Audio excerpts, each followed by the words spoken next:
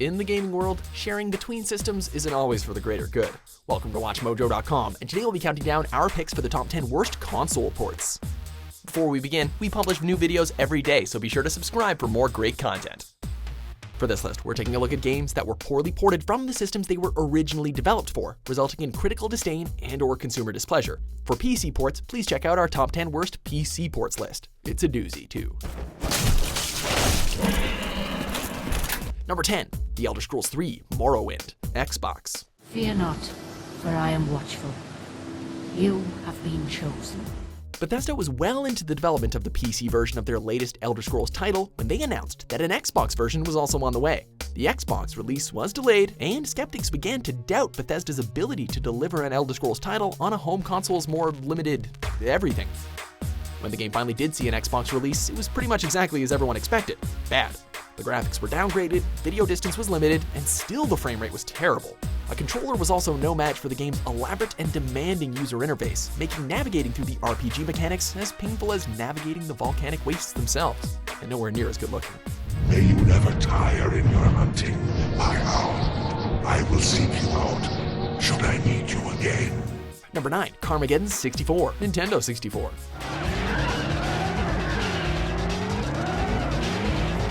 In the late 90s, PC gamers adored the original Carmageddon and its sequel, reveling in the sadistic pleasure of reducing pedestrians to piles of goo. A couple of years later, 3 abysmal hybrid ports crashed through the series' best assets, with Titus Software, yes, the infamous company behind Superman 64, publishing the particularly horrific N64 version.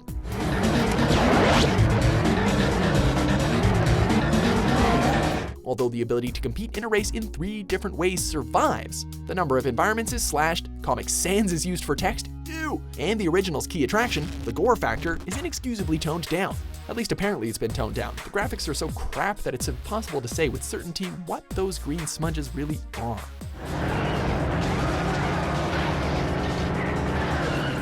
Number 8, Far Cry Vengeance, Nintendo Wii. If the original Far Cry, its Xbox remake, and this Wii version of that remake's expansion were some sort of FPS family, it'd obviously be the runt of the litter. The initial titles absorbed you in a brutally gorgeous tropical world filled with intelligent AI enemies possessing realistic combat tactics, while the Wii version could barely maintain its cardboard cutout graphics at a playable frame rate. You want it? Henchmen also now struggle to process life-threatening stimulus, making it probably the worst example of terrible AI in the franchise. Seriously, this manages to be worse than Uwe Boll's 2008 Far Cry movie. That's saying something. Is that your gun? Number 7, Command & Conquer, N64.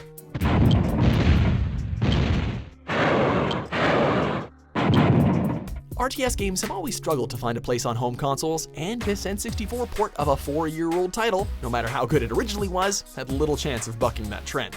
2 years before the N64 version was released, the Red Alert prequel subseries had improved the franchise and been successfully ported to the PlayStation, making the decision to port the older title to the N64 kinda redundant. Yes, sir. Yes, sir. To Looking Glass Studios' credit, their port functioned smoothly in full 3D, and they adapted the complicated control system quite coherently.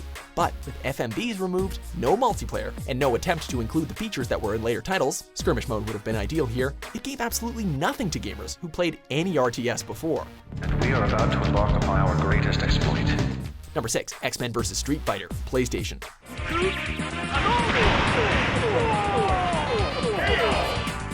The Sega Saturn didn't score many victories against the PlayStation, yet the port of this crossover fighting title was one occasion when it had the right to gloat at its Sony rival. The Saturn's version was nearly identical to the one played in arcades, while the PlayStation's hardware limitations forced a number of changes that would destroy the essence of the game. The game's biggest feature, the ability to tag in and out mid-battle, was gone, making the team-up elements almost entirely superficial. We suppose that the 2D fighting mechanics are still decent, as long as you can ignore a sloppy, unattractive facade with constant slowdown and really bad audio quality. Fun stuff. Number 5, Ultra Street Fighter 4, PlayStation 4.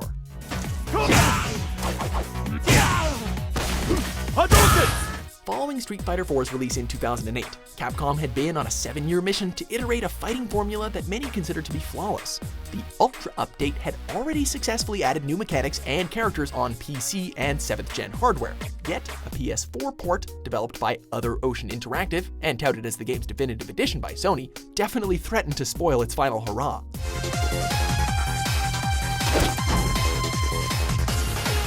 Glitches, lag, and questionable balancing made a mockery of the game's name to such an extent that tournament organizers at EVO 2015 were forced to use the Xbox 360 edition instead. Ouch.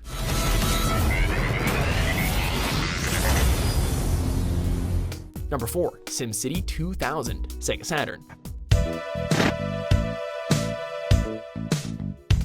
Well, here we are again.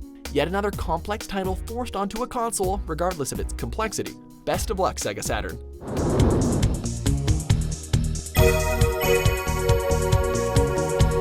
The gameplay from Will Wright's PC classic is fundamentally unaltered, yet the previously crisp graphics are now really murky, making it tricky to see the minutiae of your settlement. Your urban sprawl is further obscured by a chunky sidebar, which is a tolerable issue at first, but when your city's population grows and the notorious slowdown problems begin, a recipe for disaster is definitely brewing.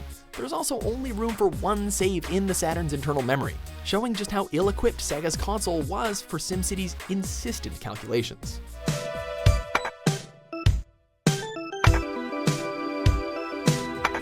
Number 3. Doom 3DO.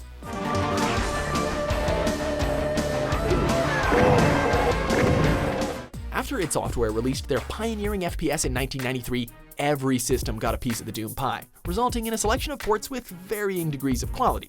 The 3DO version is often mocked as the devil of all Doom ports, and while it gets some leeway for its laughably short development cycle and surprisingly great soundtrack, the abysmal frame rate and tiny screen size justify comparisons to Satan himself.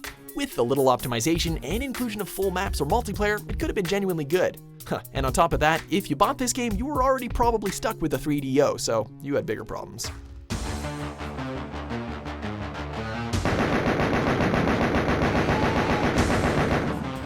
Number 2, Dead Rising, Chop Till You Drop, Nintendo Wii. If Frank West could have seen what's become of his Xbox 360 title, he'd certainly have a few snarky comments lined up. In this Wii adaptation aimed at the casual gamer, Frank can't take photos, the 72-hour limit is gone, and to accommodate the emphasis on generic gunplay, the zombie horde is noticeably lowered. While casual fans probably appreciated this stress-free gameplay, those who'd experienced the original felt it chopped out elements of freedom and tension that made the series, good.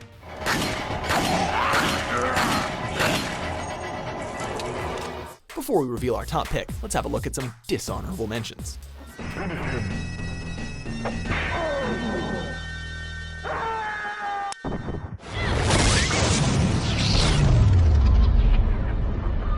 You and I once fought for the jewel upon the crown of the Umbra throne.